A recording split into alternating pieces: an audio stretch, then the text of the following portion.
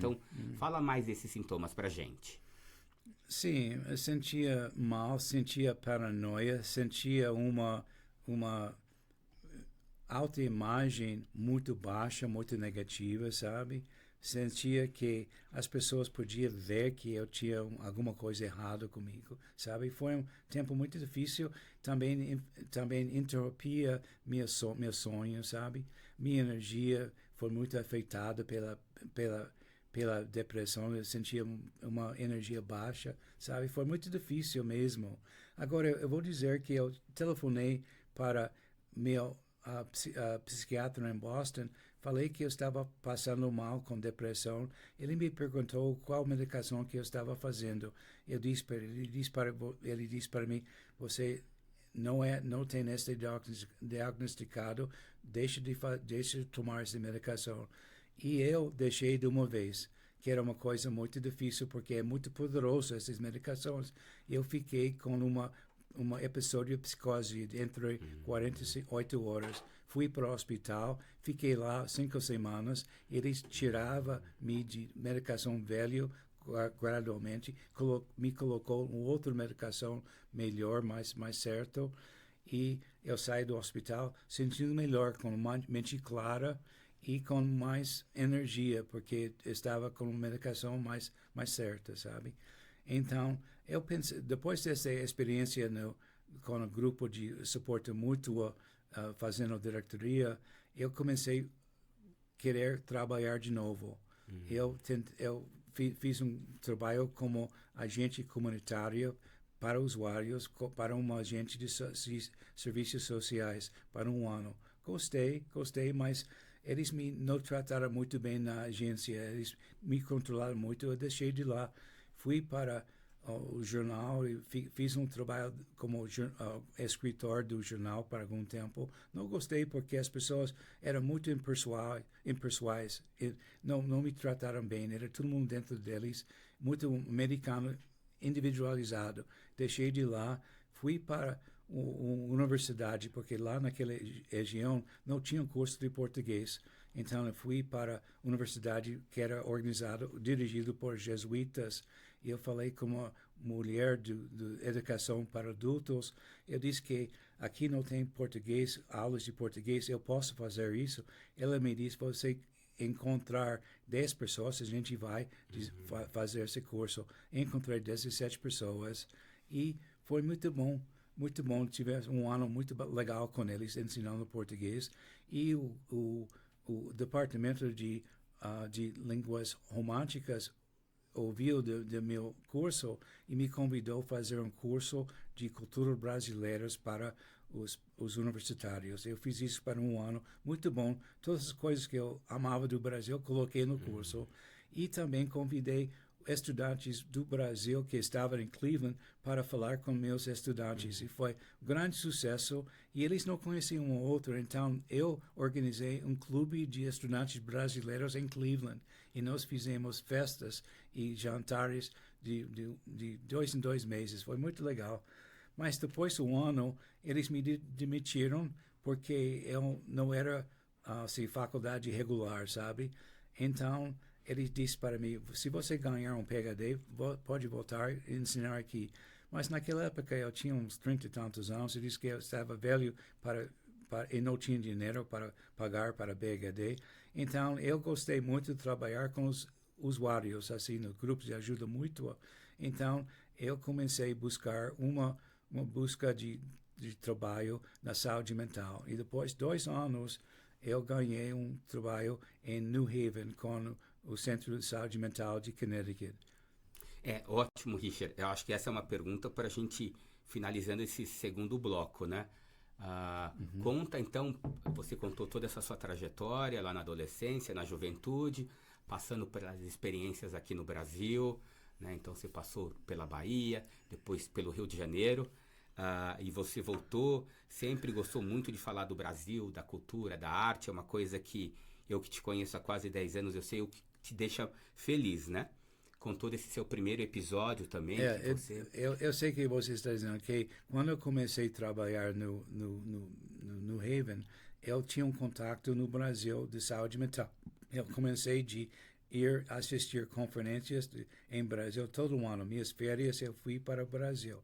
Conheci profissionais, usuários, familiares, e eu conheci o sistema de saúde mental lá. Então, eu achei interessante isso e também achei no meu trabalho lá no Haven, eu comecei a fazer serviços dirigidos por usuários. Esses serviços que me ajudaram quando eu estava na minha recuperação, eu coloquei para outros usuários, treinei grupos de usuários para oferecer esses serviços lá no New Haven. E também eu sabia que o sistema de saúde mental faltou alguns serviços. Eu criei serviços para encher os lacunas, os buracos no sistema de saúde mental. Então, no Brasil, eu conhecia os brasileiros que estavam em recuperação. Então, eu pensei, no New Haven, eu organizei um programa onde as pessoas falavam sobre histórias deles. Se chama em inglês na nossa própria voz. Então, eu pensei, puxa, no Brasil, bom, você sabe que no Brasil eu criei 2 livros também. Eu juntei com o professor... A gente vai mostrar eles depois aqui. Eduardo Vasconcelos, da Transversões, e também outro professor de Instituto Franco Basaglia, no Rio. Então, ganhei uma proposta com eles e eu fui no Brasil em 2001 e entrevistei muitos brasileiros que estavam em recuperação e em 2006, Eduardo Vasconcelos, colegas deles e eu, nós publicamos os 17 entrevistas profundas que eu fiz com usuários daqui. Então, eu sabia que no Brasil tinha experiência de superação. E meu livro, que se chama, talvez você pode mostrar, Reinventando a Vida, Narrativas da Convivência com o Transtorno e a Recuperação, eu vendia 2 edições e foram ensinados em faculdades e universidades em todo o Brasil. Fez o maior sucesso.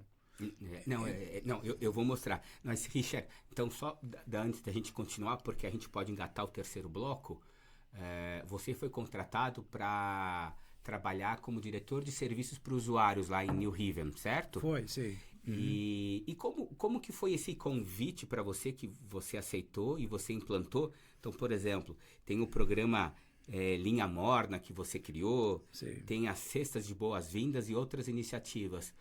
Como foi para você ser contratado e trabalhar com uma coisa que você gosta lá na sua cidade? Uhum.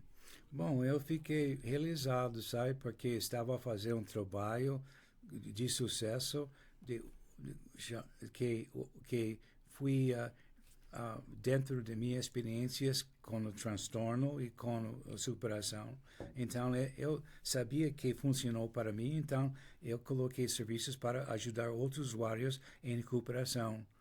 E, por exemplo, Linha Morna, as pessoas lá de New Haven, de Connecticut, moravam sozinhos em apartamentos. E noite era difícil, eles ficaram com medo, isolados, deprimidos.